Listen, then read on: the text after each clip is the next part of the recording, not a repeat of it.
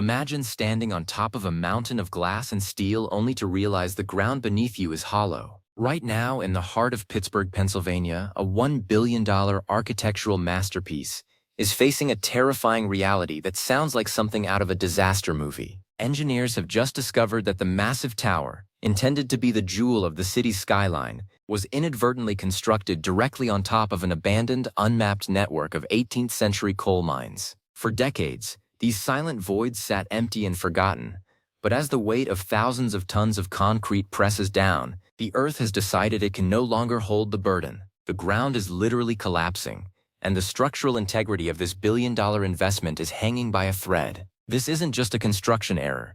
It is a battle against the historic ghosts of the Industrial Revolution. Today, we are pulling back the curtain on Pittsburgh's sinking giant to see how a project this big could miss something so massive, and whether engineering ingenuity can save a building that is being swallowed by the very history it was built upon. To understand the gravity of this situation, we have to talk about the city of Pittsburgh itself. You might know it as the Steel City, but before the steel mills ever fired up their furnaces, Pittsburgh was the coal capital of the world. Starting in the 1700s, the hills of western Pennsylvania were systematically hollowed out. Miners used a technique called room and pillar mining. They would carve out large rooms of coal and leave behind pillars of the raw mineral to hold up the ceiling. Back then, there were no digital maps, no GPS, and very little government oversight. When a mine was tapped out, the company simply moved on, leaving behind thousands of miles of subterranean tunnels that snakes through the foundations of what would eventually become a major American metropolis. Fast forward to the modern era, and the developers of this new billion-dollar tower thought they had done their homework. They saw a prime piece of real estate and did their standard geological surveys. But here is the problem with old mines. They are elusive. Over a century of groundwater movement and soil shifts can hide the entrances and clog the ventilation shafts with debris, making them nearly invisible to surface-level radar. The engineers bored their test holes, hit what they thought was solid rock, and gave the green light. They had no idea they were actually looking at the roof of a cavern that had been slowly weakening for over 150 years. The first signs of trouble weren't dramatic. It wasn't a sudden sinkhole swallowing a bulldozer. Instead, it starts with the small things that drive contractors crazy. A door frame in the basement that won't stay level. A hairline crack in the foundation slab that reappears every time you patch it. But as the building rose higher and the weight increased, symptoms began to accelerate. Sensors placed deep in the substructure started recording strange acoustic emissions. In engineering terms, that is the sound of rock groaning under pressure. The weight of the skyscraper was finally overtaxing those ancient coal pillars left behind by miners who used picks and shovels. The ground was beginning to pancake. This phenomenon is known as subsidence, and in a city built on coal, it is a nightmare. When a pillar in an old mine collapses, it creates a void. The layer of rock above it then drops to fill that void, and a ripple effect travels all the way to the surface. For a residential house, this might mean a cracked driveway. For a billion-dollar tower, it means the very spine of the building is being bent. Skyscrapers are designed to be rigid against wind but flexible enough to handle slight movements. However, they are not designed for the ground to simply disappear under one corner. This is differential settlement on a massive, catastrophic scale. As news of the mine collapse broke, the engineering community was in a state of shock. How do you fix a foundation when the problem is hundreds of feet underground in a labyrinth of flooded tunnels? The first step was to bring in specialized subterranean drones. These are small, autonomous flying machines equipped with LiDAR, which uses lasers to map out environments in 3 dimensions. What they found inside the mine was terrifying. The pillars were crumbling like dry biscuits. The drone footage showed massive slabs of shale peeling off the ceiling, creating what geologists call a chimney effect.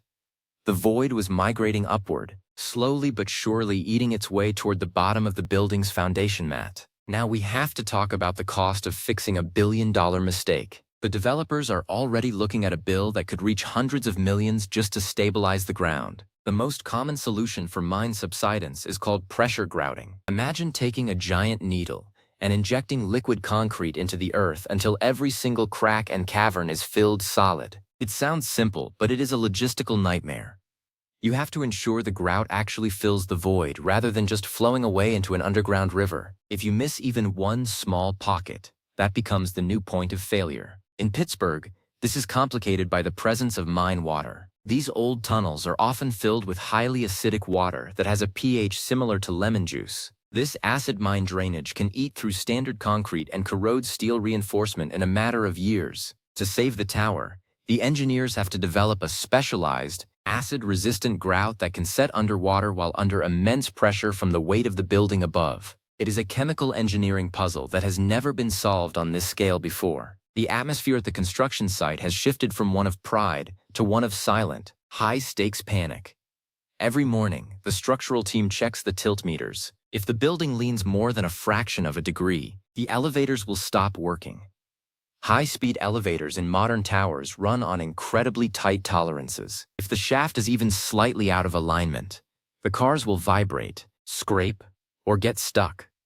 A billion-dollar tower with non-functioning elevators is effectively a very expensive tomb for office furniture. But the physical danger isn't the only concern. There is the legal and insurance fallout. Who is responsible for an unmapped mine from 1880? The title insurance companies, the geological surveyors, and the city government are all pointing fingers at each other. The investors are watching their capital sink into a hole in the ground, quite literally.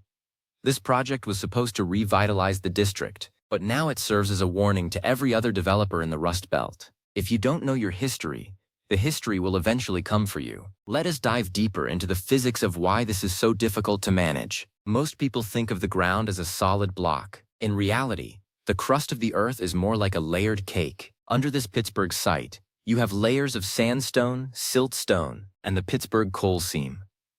Sandstone is great for building. It is strong and predictable. Siltstone and coal are the opposite. They are brittle. When you place a massive weight on a sandstone layer that is sitting on a hollowed-out coal layer, that sandstone acts like a bridge. It can hold for a long time, but once it reaches its breaking point, it doesn't bend, it snaps. This is known as a brittle failure, and it happens with almost zero warning. The engineers are now racing to install what they call micropiles. These are thin, high-strength steel tubes that are drilled through the building's foundation, through the mine voids, and into the truly solid bedrock below the coal seam. Think of it like putting the building on crutches. They have to do this without shaking the building too much, because the vibration of the drills could trigger another collapse in the mines. It is a delicate balance of force and finesse. You are essentially trying to build a new foundation while the old one is still trying to hold up 60 stories of steel. One of the most fascinating aspects of this story is the human element. There are retired miners in Pennsylvania who still remember stories from their grandfathers about these tunnels. Some of these men have been called in as consultants because they have a better feel for how the mountain moves than any computer model. They describe the mines as living things that breathe and shift. They talk about the sound of the earth talking before a collapse. In a world of high-tech sensors, these old-school insights are becoming the last line of defense for a billion-dollar mega-project. What makes the Pittsburgh situation unique compared to the sinking towers we have seen in places like San Francisco or Austin is the sheer unpredictability of the mine geometry. In San Francisco, they are sinking into mud. In Austin, they are sinking into clay. In those cases, the movement is slow and steady. In Pittsburgh, the movement is step-like. The building might stay perfectly still for 3 months, and then drop 2 inches in a single night as a pillar gives way. This creates sudden, violent shocks to the building's frame. It's the difference between leaning against a wall and having the chair pulled out from under you. The impact on the surrounding neighborhood is also reaching a boiling point. If the ground is collapsing under the tower, what is happening to the streets and the older buildings next door?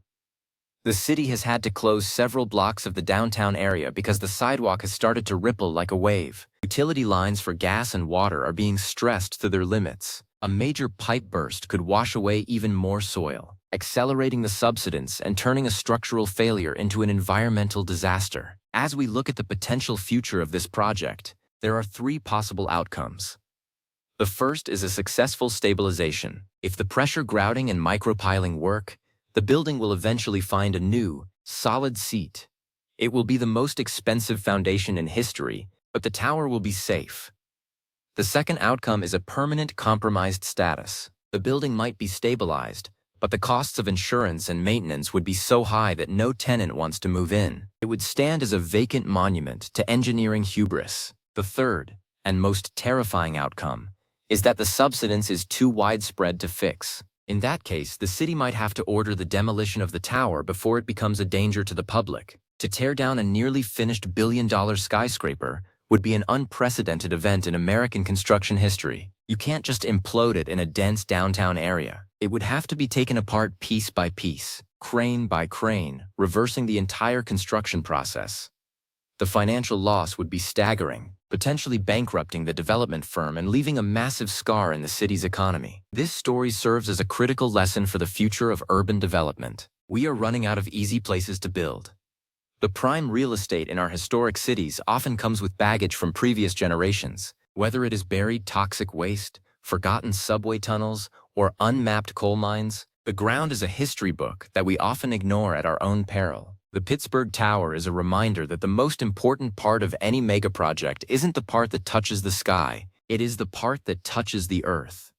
The engineering world is watching this play out in real time. Academic journals are already being written about the Pittsburgh subsidence event. New technologies are being developed as a direct result of this crisis, including better ground-penetrating radar that can see through the complex urban noise to find voids deep in the crust. If one good thing comes from this billion-dollar disaster, it is that we will be better prepared next time. But for the people of Pittsburgh, that is small comfort as they watch their newest landmark battle the ground for its very life. If you are listening to this and wondering how this affects your own city, remember that many cities in the Midwest and the East Coast were built on top of industrial leftovers. Scranton, Wilkes-Barre, and even parts of Chicago and St. Louis have subterranean features that would shock the modern inhabitants. We walk over these historical voids every day, oblivious to the fact that just a few hundred feet below our feet, the structural integrity of the past is slowly rotting away. The developers of the Pittsburgh Tower are now spending millions on a PR campaign to reassure the public.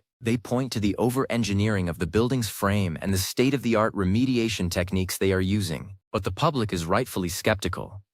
It is hard to trust the people who missed a massive coal mine during the first round of surveys. The tower has become a symbol of the tension between the push for rapid urban growth and the realities of geological stability. In the coming months, we will see if the grouting the ghost mine strategy works. The first phase of injections has already started, and the initial data is mixed. Some voids were filled easily, while in other areas, thousands of gallons of concrete just disappeared into the void without any increase in pressure, suggesting that the mine system might be even larger than the drones initially mapped. It is a bit like trying to fill a bucket that has no bottom. At some point, you have to decide when to stop pouring money into the hole. Looking at the skyline, the tower still looks magnificent.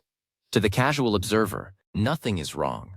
The glass reflects the sunset, and the architectural lights twinkle in the evening. But if you were to walk into the sub-basements, you would see a different story. You would see the massive steel beams being welded for extra support. You would hear the constant hum of the grout pumps. You would see the tired eyes of engineers who haven't slept in weeks. It is a secret war being fought in the dark, and the outcome will define the future of Pittsburgh for decades to come. This project is a testament to the fact that even $1 billion can't buy immunity from the laws of physics or the mistakes of the past. It highlights the absolute necessity of rigorous, exhaustive, and independent site validation. It shows that in the world of high-stakes construction, there is no such thing as too much data. Every skipped test and every rushed survey is a debt that the Earth will eventually collect, with interest.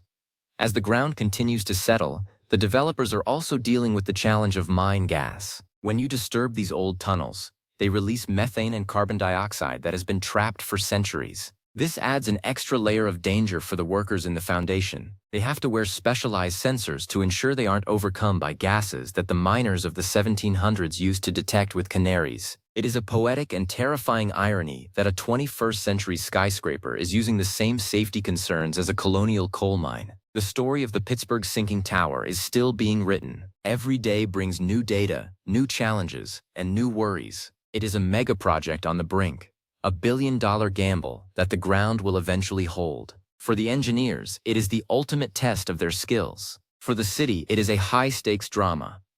And for the rest of us, it is a fascinating look at the hidden world beneath our feet and the incredible complexity of the structures we build to defy it. Keep an eye on the news from Pennsylvania.